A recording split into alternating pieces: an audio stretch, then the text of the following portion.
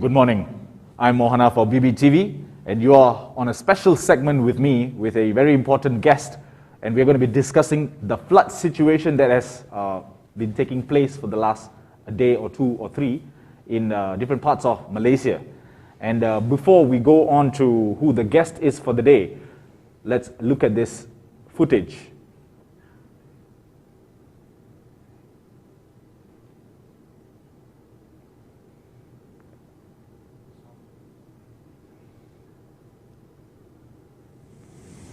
There's no sound.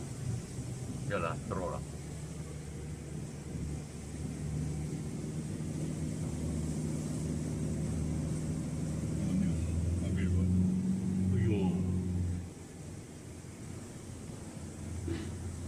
Ada yang sampai tingkap lah kalau dia rendah. All right, viewers, what you witnessed earlier was a video that was shot just a day ago in the morning yesterday, and it was shot in the areas in the Sepang district area, Kampung Labu Lanjut, yeah, and it was shot none other than our guest, who we will be introducing right now, and it is none other than the MP, the Adon, sorry, yeah, he's the assemblyman for this particular area that we're going to be speaking about, Sungai Pelek. Let's introduce viewers. Here is YB Ronnie Liu Tan Q, or formerly or more fondly known as YB Ronnie Liu. YB Ronnie, welcome. Welcome to BBTV. Thank you for having me today. Pleasure is ours. So YB has joined us this morning to discuss about what he had experienced, what's on his mind, what he had seen, and some of the solutions perhaps, and of course we're going to be asking some tough questions to him to understand why is this keep occurring in the state of Selangor or in different parts of Malaysia. So YB, without further ado, we're going to jump straight into why this is happening. So I've got a question to you that, and before we go on to the question, I would like to let the viewers know that this was a flooding that happened in Kampung Labu Lanjut at 2 in the morning, and it affected 100 houses. This is 100 houses going underwater or about to be submerged, or at least half of it gone missing at around 2 in the morning. Viewers, this is the time when a lot of people are asleep. 100 houses, 2 in the morning, flooding. YB, could you please comment on this situation that is terrorizing our districts and our states? Okay. This is like a yearly affair in the recent years. One of the reasons why is because these flooded areas very prone to floods because they are very low. Some of these kampongs actually lower than the river, lower than the roads, lower than the river, and all that. And worse still, these kampongs were actually under the higher parts of Negeri Sembilan, like Nilai, like Enstag, and all that. So whenever there's a heavy downpour, not in our area, but in Negeri Sembilan area, the water will rush down.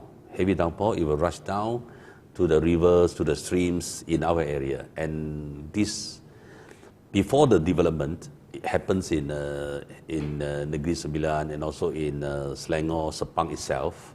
There's a lot of forests. You don't have such issue. But ever since cutting down of forests and also development without proper retention pond and things like that, even the so-called irrigation, the perbaritan, they are not doing very well, thanks to poor planning and also corruptions in the past. So the present structures, the present rivers and streams and longkangs and all that cannot take care, cannot afford to, cannot contain that volume of water during the heavy downfall. There was very heavy downfall yesterday and the whole day. So it happens again. So this kind of problem, of course, you have to find solutions. And ever since I was elected as the state assemblyman in 2018, we started to study together with the JPS. By the way, JPS Selangor is actually a federal agency. The responsibility of flood mitigation and things like that is mainly the responsibility of this federal agency, okay, the ministry and all that. But of course, the state government has to help, has to top up when the federal is not coming with enough funds. That has been happening in Selangor. Selangor state has been pumping a lot of money to help the federal agencies to do flood mitigation projects and things like that. It has been like that for a long time. But because the state government has to do it because it's for the welfare of the penduduk, the rakyat, okay, the ordinary people. So the people out there, they would not know the difference between federal agency and state agencies. They do not know. They see everything bear the name Selangor in thought is Selangor government. Actually, JKR Selangor is again federal. You know, just education department of Selangor is actually federal. Okay, all the police stations are all controlled by the federal. So for this, no politician should start pointing fingers at the state government. Of course, the state government has the duty and responsibility to help when the federal agency fails to take care of issues like flood, problems and all that. So after our study, we actually the federal government agencies together with the state government, they have come out with just for Sepang alone, we have 7 projects of flood mitigations. That's right. The total amount is about 48 million from 2019 to 2021. Okay, some of the projects has already completed, but part of it not completed yet because of thanks to MCO and things like that. So it's not completed yet. So we hope after this completion of about 50 million of fund being in for Sepang district, there are many rivers that's affected like Sungai Semara, Sungai Labu, Sungai Jijian, Sungai Cincang, all these rivers. So there is quite a bit of projects going on, hoping to solve this problem. But even if it doesn't solve everything, at least we have to make sure the water don't get into the rumah, don't get into their houses and their shops. So that's what we're aiming for. So we hope after completion of these projects, the whole situation can be improved. If still not improved, then we may have to think of other solutions, more drastic solutions. Maybe we may have to move some of the houses to higher grounds instead of fighting with this flood every year, 2 or 3 times a year. It can be very, very sad and difficult for the people. We may even have to think of moving the whole kampong to higher ground, or maybe build some high-rise structures to replace the kampong houses, the rumah Melayu in the lower areas. Things like that we may have to do. We cannot be using the old methods, which if they were proven failure. You know what I mean? Understand. So, of course, we can work with the land office to think about land swap. Let's say your house is now situated in a very low area. Every time there's a heavy downpour, you get flood. So instead of suffering every year, one of the method is through the help of the land office, find another piece of land on a higher ground, maybe in the same kampong, maybe in the kampong nearby. Then you build a new house on the higher ground. And then your old house, you have to surrender to the government by swapping. This is one of the methods. If it's very serious, let's say it involves like Lanjut, more than 100 houses, submerged in water and things like that. If it's after the project, it still doesn't work, we have to seriously thinking of shifting the whole kampong to somewhere else. Or else we'll become like Atlantis and becomes a new tourism spot. No, otherwise it become tourism spots. Right. It's very sad, but what to do? If we have to find solutions, you cannot be living it like that. YB, what I'm very intrigued about is you are speaking about solutions that I've never heard of coming out from the mouths of the ministers or the MPs in charge over the last couple of months, where else they have blamed it on God. So I was thinking you were going to say we have to work together with God, but then you are saying we're going to work together with this jabatan, that jabatan. So please realign all of us. I think all the politicians, ministers and all that you mentioned earlier, they have to know, they have to realize that there's something called climate change.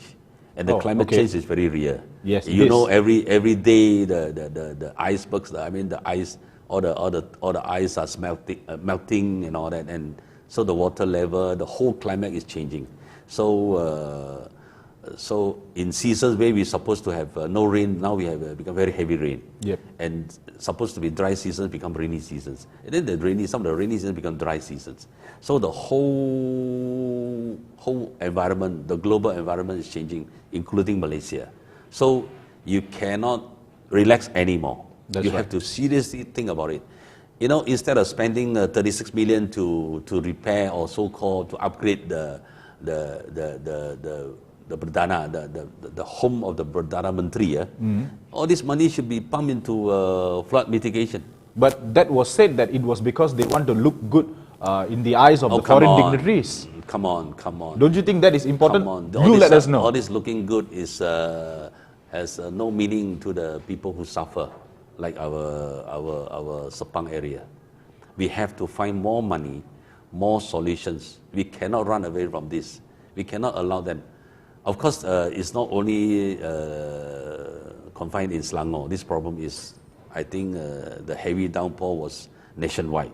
That's why you see Malacca underwater, you see Air Crow, the highway underwater, and then Shah Alam, even the stadium, underwater. Speaking of Shah Alam, it is really, it needs a solution. I think the Shah Alam stadium area, 2 or 3 times heavy flooded.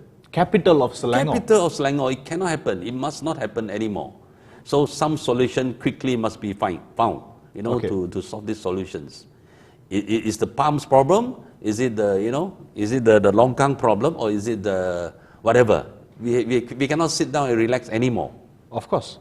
And earlier we were talking about the area that you visited. It's like, kampong area, or we call it the pedalaman, or some sort around the Sepang district. And that is due to logging, soil erosion, and in the past, in the past and all that. And then it's now we are seeing the repercussion. We are experiencing the result, and everyone and we happen to be on the lower ground. And we happen to be on the lower ground. So that is the Sepang district area. And 48 million ringgit was spent on 7 flood from barrier 2019 projects from 2019 to up to 2021. Okay, and due to MCO, a lot of projects were not completed, and now they are still underway. Have they started already? No, all started. All restarted, kick-started. Yeah. Okay, so we would hope that it will be completed by end of 2021 and not 2025, or before the next 4 or 5 floods that comes and wipes away all these houses. So that is the areas that are closer to the lower range. We are going to meet up with the JPS director, who's now quarantined.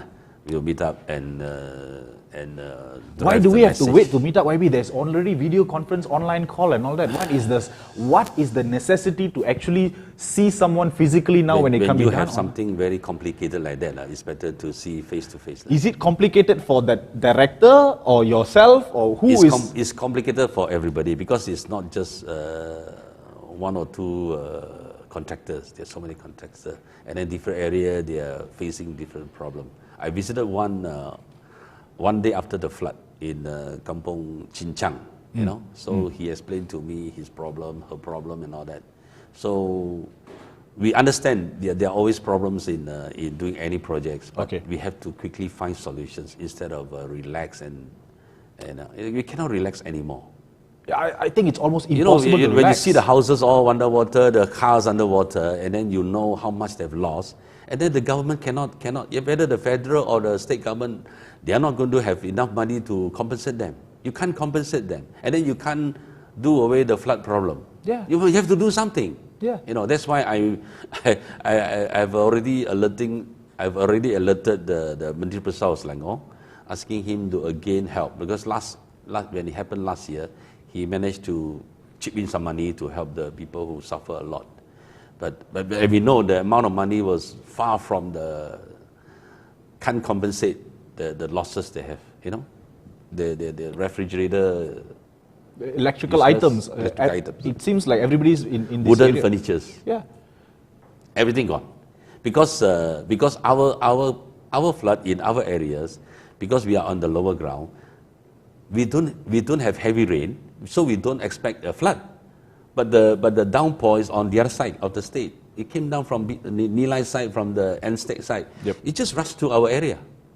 Suddenly, it's like, that's why our kampong people call it a small tsunami, because it just come In fact, it is. Yep. Yeah, there's no sign of flood. Tsunami on the land. Tsunami on the land, and it only happens in Malaysia, Selangor particularly, and some parts of Johor and Melaka. So I'm sure there are solutions, but we have to find solutions. The politicians, the political leaders must find solutions instead of spending the money elsewhere, or wasting the money elsewhere. Yes, wasting the money. In corruption. Wasting the money leakages. elsewhere. Yes. And do you think instead of flood barrier projects, could it be better executed in terms of widening the drainage system, or include everything? Everything included. Include everything, because just now I mentioned in the past, because of corruption, because of poor planning, I would say some of the Perparitan or Longkang and all that, they are not the right size. That's right. Not enough to contain.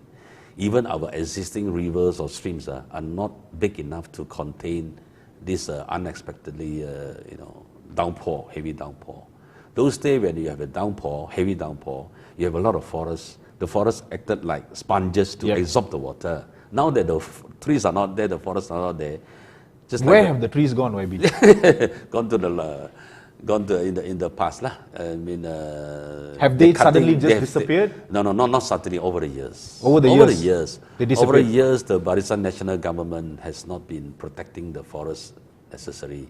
Even water catchment areas, you find logging activities. Okay.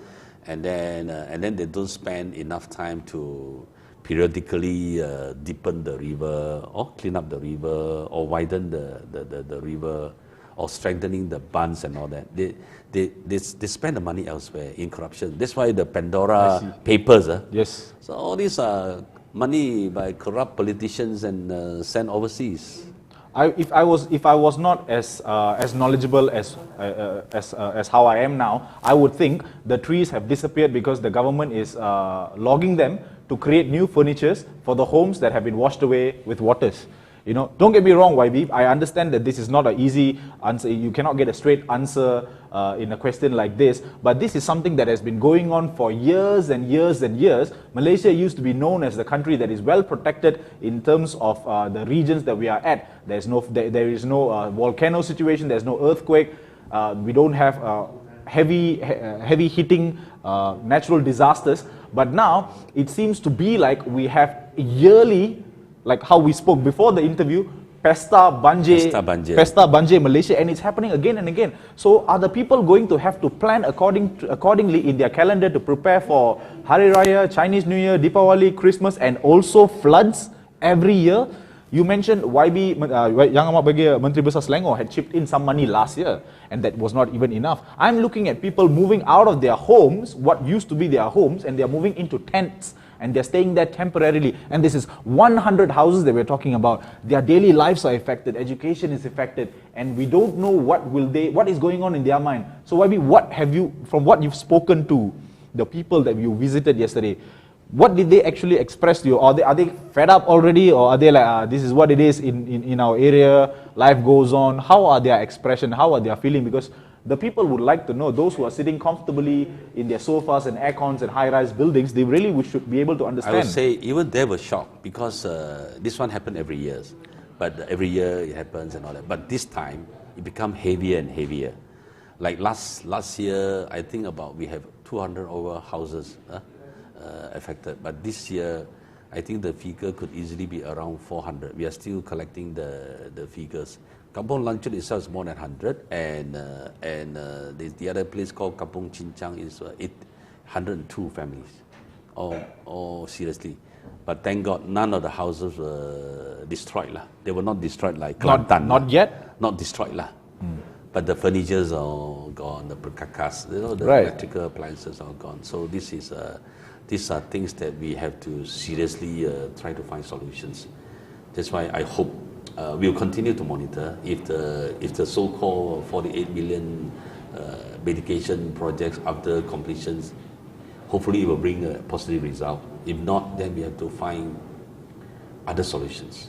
I think there is a solution. The government, the state government, and also the federal agency must really spend the money on flood mitigation. Because Selangor is not alone, I mentioned earlier. There's so many other states are having the same kind of problem. So, but there are always solutions. Because you know the amount of water is become more and more unusual.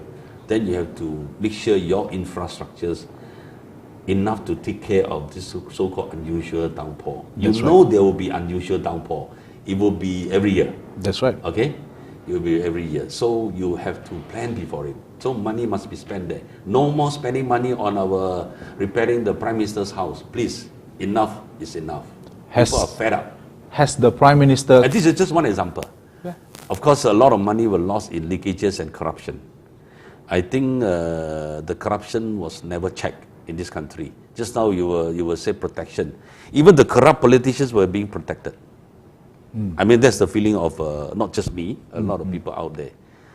Now they are seeing a lot of more and more so-called toko politic. They got their freedom. You know, they got their passport back, they got their freedom and all that. This is something unacceptable to the people. That's right. Not just unacceptable to me, unacceptable to the people. Of course, that's when I asked you earlier. Do they think like do your constituents feel that they are fed up already with the situation because everybody seems to be scot-free, get off scot-free. On top of that, they get to lavish themselves. They get upgraded. Where else the people are still suffering, and they only get visited every 5 years once. I think one day, I don't know when, one day the political leaders, the politicians will get a shock. They will get a rude shock when finally the majority of Malaysian people, ordinary people, started to wake up to realize they were suffering because of bad politicians. Sooner or later they will know that.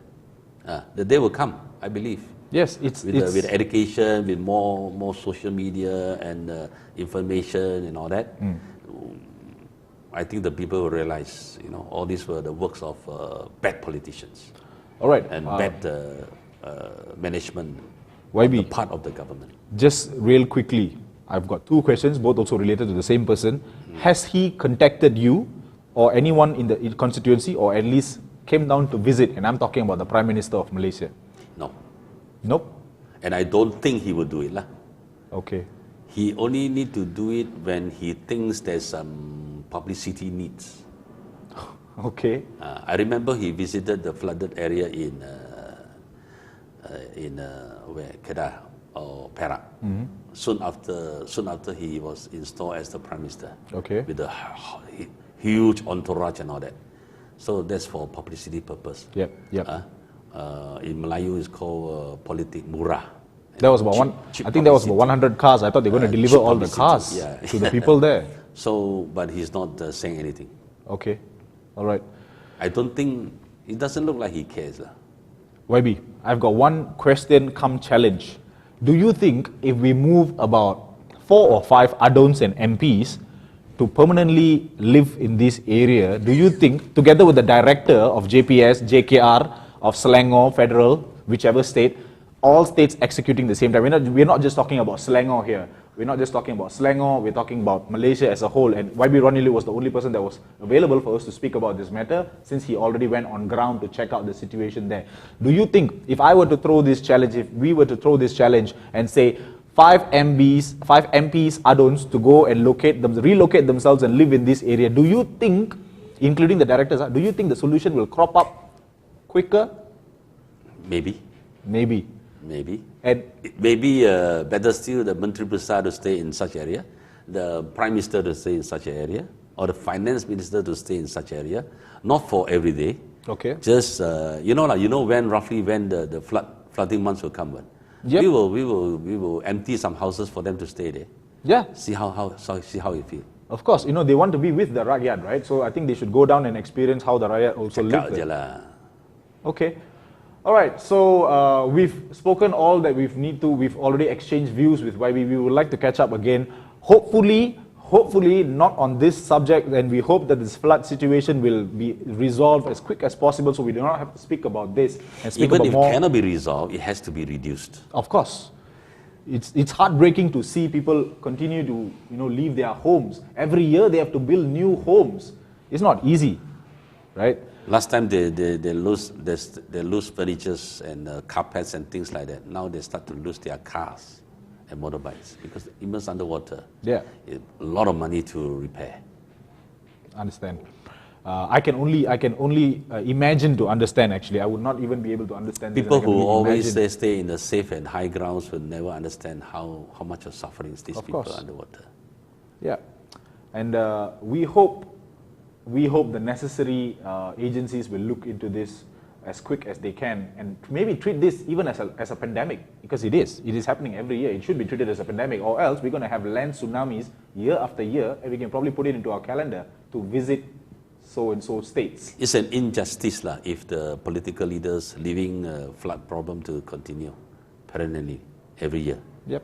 Something like Pesta Yeah. cannot. It's a sin. It's a crime.